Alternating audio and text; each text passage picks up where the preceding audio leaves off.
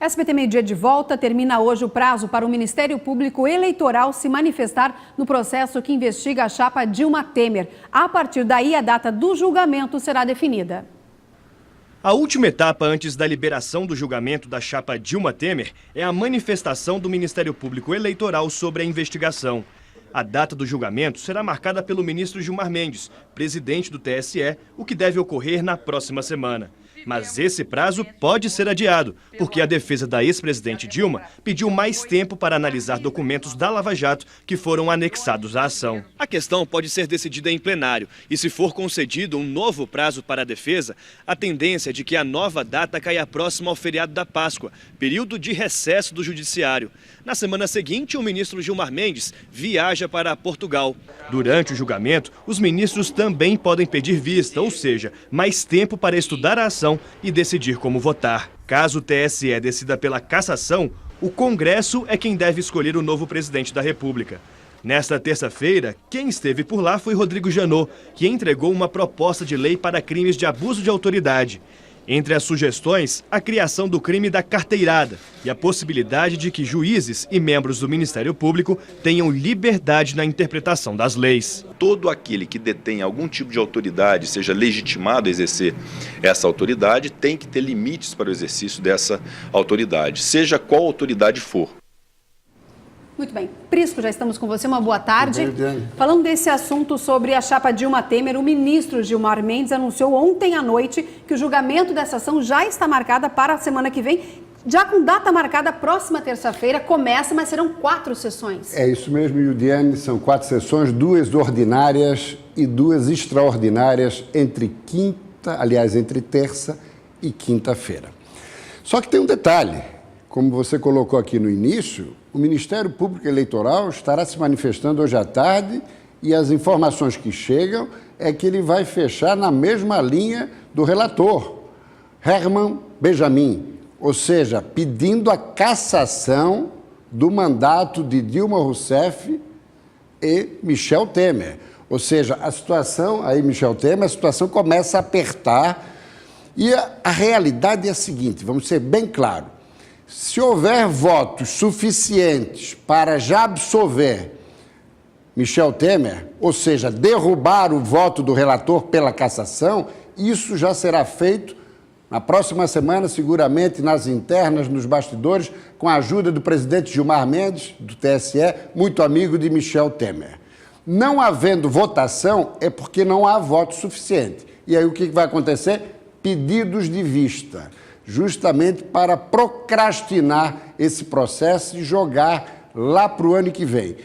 Não há a menor possibilidade de uma votação onde o Palácio do Planalto corra algum tipo de risco. Agora, considerando o momento, Lava Jato, economia, o ideal era se livrar, Yudiane, desse fantasma que assombra o Palácio do Planalto. Mas a votação só na garantia da maioria dos votos.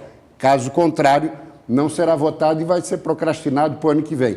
E outro dado interessante, a defesa de Michel Temer vai pedir a separação, não do processo, da responsabilidade. Ou seja, Dilma Rousseff responde por 95% dos recursos que foram transferidos. Michel, PMDB, 5%.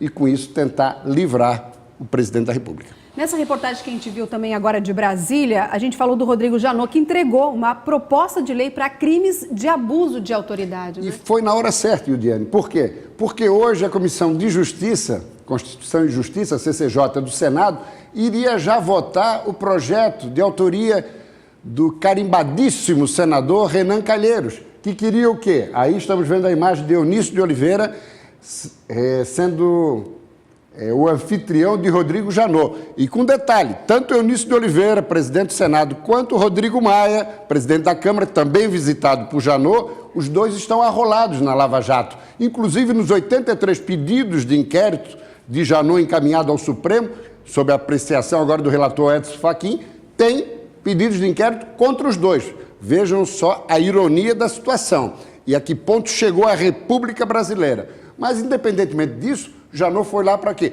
Para dar um contraponto a essa proposta de Renan, que é absolutamente condenável. Claro que tem que conter abuso de autoridade de investigadores, procuradores do Ministério Público, de magistrados no julgamento, mas não abuso de autoridade de interpretação da lei. Isso é inaceitável. E hoje nós acompanhamos no Brasil magistrados de primeira, segunda, terceira instâncias dando votos diferentes sobre o mesmo tema. Isso é do processo democrático. Isso é da interpretação da lei.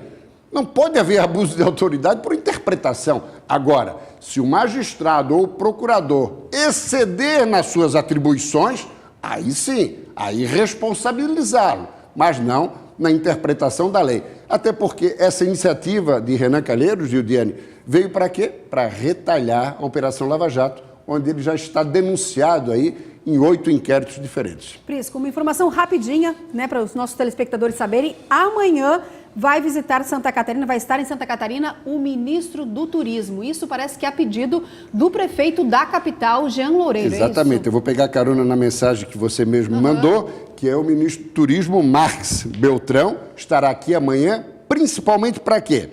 Para a solenidade de regulamentação, está aí ele, Cupincha, afilhado de Renan Calheiros, por coincidência.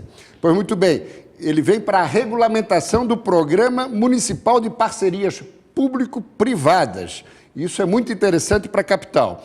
E vai ter também uma reunião do Conselho Municipal de Turismo, com a presença do trade turístico, onde, então, o trade vai apresentar as demandas da cidade, principalmente relacionadas à infraestrutura. E para encerrar, Gildiane, que a Grazi já deve estar agitada com o horário, tem aqui um ponto fundamental que diz respeito justamente ao Parque Marina Beira-Mar, que é algo para efetivamente colocar a capital no mapa do turismo e nós não ficarmos, nós da capital, de costas para o mar. Bom, muito ao contrário, vai acompanhar né? a visita, a gente traz todas as informações amanhã. Certo? Tá bom, obrigada, Prisco. Até amanhã.